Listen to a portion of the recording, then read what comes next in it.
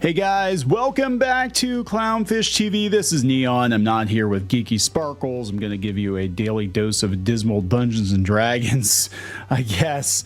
So we're going to talk about this. I am not aware of this rule. Apparently this is in the new player's handbook that new D&D rules let you take short rests in the middle of combat. You can take a nap, guys.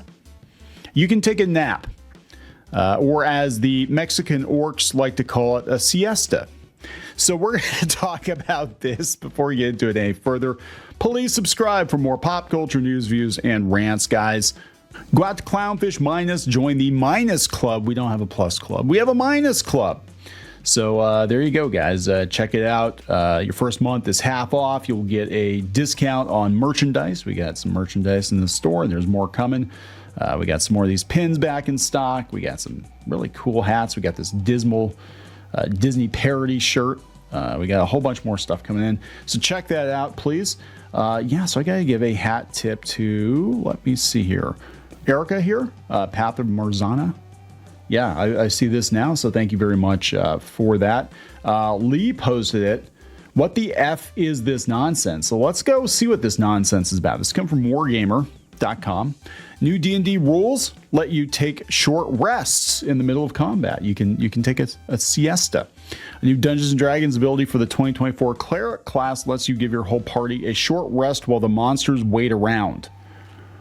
Okay. Your D&D party is battered and beaten. The lich cackles as it calls forth another wave of wretched undead. Things look dire, but then the group enjoys a 5-second cat nap and returns to the fight rejuvenated and ready for action. Okay. The new rules for the D&D cleric in the player's handbook appear to allow you to cast the spell Prayer of Healing in battle, bypassing its 10-minute casting time to let your friends heal again and gain all the benefits of a short rest in the middle of combat. Can't just use like a potion or something? I don't know, I'm just saying. It's all thanks to a new version of the cleric's 10th level D&D class feature, Divine Intervention, whereas previously this ability was dictated by GM Fiat, causing a random effect. Your Dungeon Master decided the control is now firmly in the hands of the players. Divine Intervention lets you call on your chosen D&D god to help you out. It's now essentially lets you cast any cleric spell of level 5 or below, ignoring material costs without expending a spell slot. Do you get to skip casting times? There's some unclear wording here, a problem we pointed out in our D&D 2024 Player's Handbook review, which has caused disagreement in the Reddit thread. Disagreement on Reddit over Dungeons & Dragons? What? This nifty rule interaction was pointed out, but the description says the spell is cast as part of the same action. So until Wizards issues a rules FAQ to clear it up, we'll allow it at our tables. Well, that's the thing. I mean, D&D has always been a pretty loose, it's always had pretty loose guidelines, I think, unless you're doing like, tournaments or something. But yeah, it's usually house rules override. I don't know, that's kind of weird. But yeah, once per long rest, this is going to allow for an awesome moment in combat. You get to heal everyone, which is obviously going to be some come in clutch now and then. But perhaps more importantly, Prayer of Healing gives all the other benefits of a short rest, letting players regain their ability. I mean, I guess on...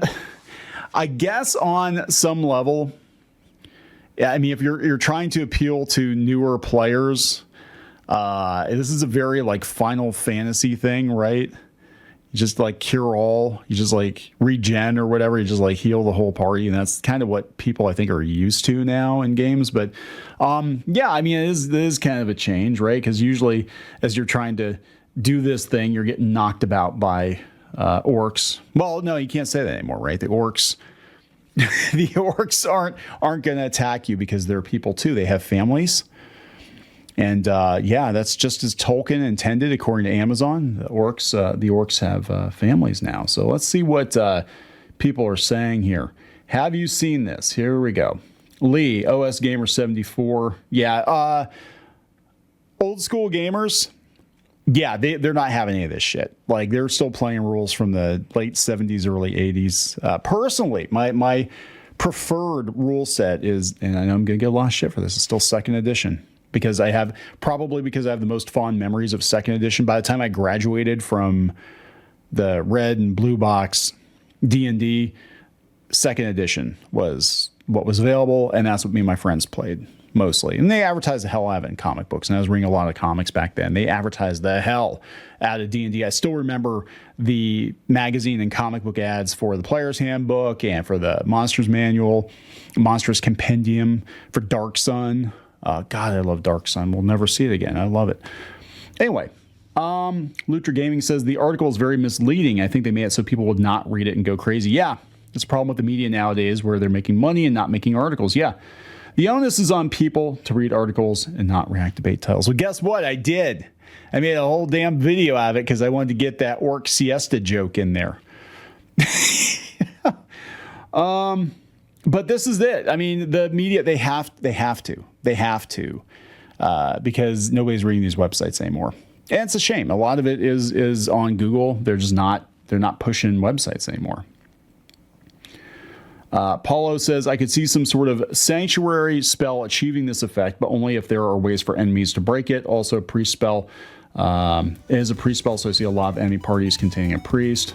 And 2 15-minute breaks. Ew. Oh, maybe they're unionized. Maybe your party has a union now, and they got to take 2 15-minute breaks per encounter. Neon, you see this shit? Yes, I have. Yes, I have. So there we go, guys. You can take a nap in D&D.